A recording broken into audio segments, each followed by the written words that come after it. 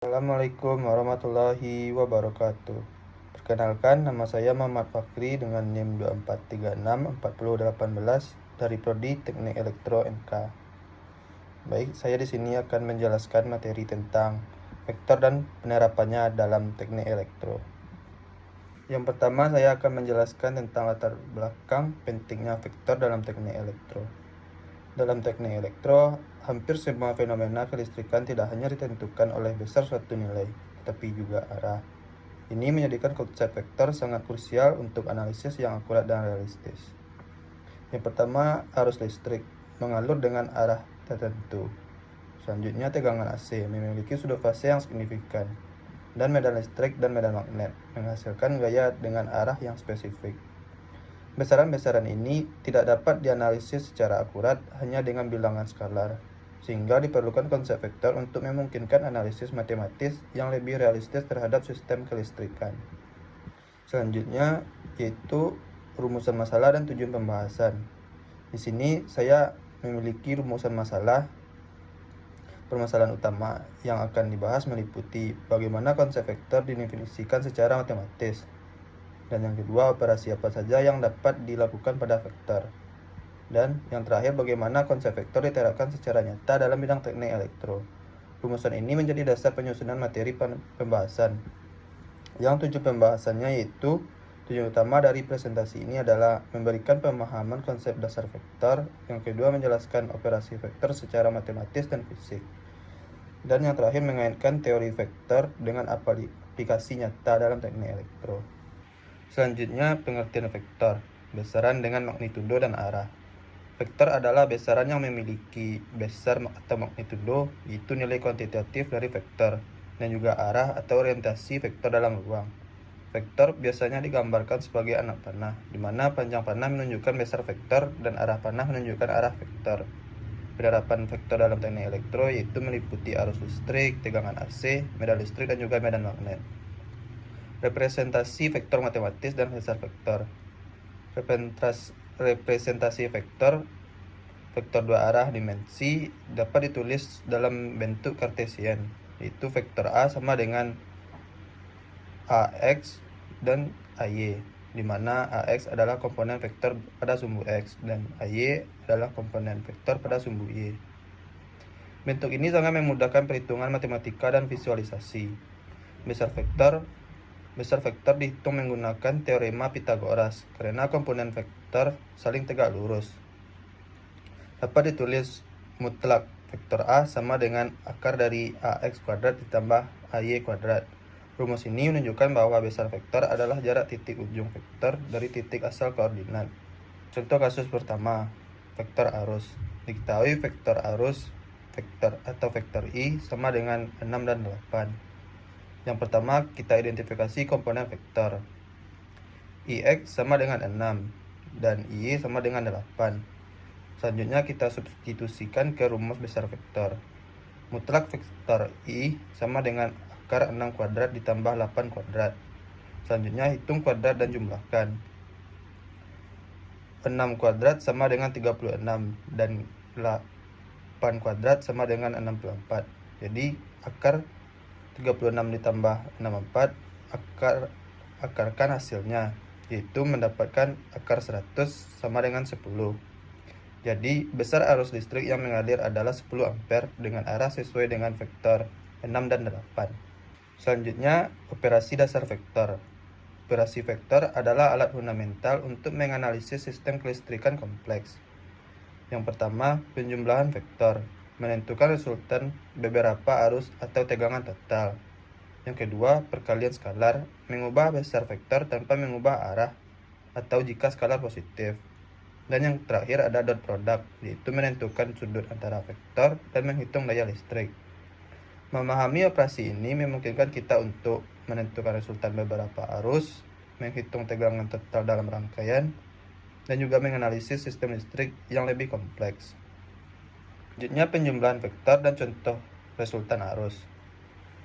Penjumlahan vektor dilakukan dengan menjumlahkan komponen-komponen yang searah. Ini merupakan operasi dasar untuk menemukan resultan dari beberapa gaya atau besaran vektor lainnya. Rumus umum yang digunakan yaitu vektor R sama dengan vektor A ditambah vektor B. Jika vektor A sama dengan AX, AY dan vektor B sama dengan BX dan BY, maka vektor R sama dengan AX ditambah BX dan AY ditambah BY. Contoh kasus yang kedua yaitu resultan arus. Diketahui vektor I1 sama dengan 4 dan 3 dan vektor I2 sama dengan 1 dan 5. Jumlahkan komponen pada sumbu X yaitu 4 dan 1. 4 ditambah 1 sama dengan 5. Selanjutnya jumlahkan komponen pada sumbu Y yaitu 3 dan juga 5 menghasilkan 8. Resultan vektornya adalah vektor IR sama dengan 5 dan 8. Besar resultan arus yaitu mutlak vektor IR sama dengan akar 5 kuadrat ditambah 8 kuadrat menghasilkan akar 25 ditambah 64. Dan hasil 25 tambah 64 sama dengan 89. Akar dari 89 yaitu 9,43. Jadi, besar resultan arus adalah sekitar 9,43 ampere. Resultan ini lebih besar daripada masing-masing arus karena arahnya saling memperkuat. Selanjutnya yaitu perkalian skalar dan dot produk. Perkalian skalar. Operasi ini mengubah besar vektor, namun tidak mengubah arahnya jika skalar positif. Contohnya, skalar V aksen sama dengan K dikali vektor V. Contoh kasus yang ketiga yaitu perubahan tegangan. Diketahui vektor V sama dengan 3 dan juga 4 dan skalar K sama dengan 3. Penyelesaiannya yaitu vektor V aksen sama dengan 3 dikali 3 dan 4 sama dengan 9 dan juga 12. Jadi tegangan meningkat 3 kali lipat tanpa perubahan arah. Selanjutnya dot produk atau produk titik digunakan untuk menentukan sudut antar vektor atau menghitung daya listrik. Contohnya yaitu vektor A dikali vektor B sama dengan mutlak vektor A dikali mutlak vektor B cos theta. Contoh kasus yang keempat yaitu daya listrik AC. Diketahui tegangan sama dengan 220 volt dan arus sama dengan 5 ampere dan cos theta sama dengan 0,8. Penyelesaiannya yaitu P atau daya sama dengan tegangan dikali arus dikali cos theta sama dengan 220 dikali 5 dikali 0,8 menghasilkan 880 watt. Jadi semakin kecil sudut fase atau theta, semakin besar daya aktif atau P. Selanjutnya vektor fasor AC dan aplikasi lanjutan. Fasor adalah representasi vektor dari sinyal AC yang memuat amplitudo dan sudut fase. Sangat penting untuk analisis rangkaian AC. Bentuk umum fasor itu vektor V sama dengan V kecil dari theta. Contoh kasus kelima yaitu fasor K kartesian. Diketahui vektor V sama dengan 100 kecil dari 30 derajat. Penyelesaiannya yaitu Vx sama dengan 100 cos 30 derajat menghasilkan 86,6 dan Vy sama dengan 100 sin 30 derajat sama dengan 50. Maka vektor V sama dengan 86,6 dan 50. Selanjutnya medan listrik dan sistem 3 fasa. Medan listrik menyatakan gaya persatuan muatan. Vektor E sama dengan vektor F per Q.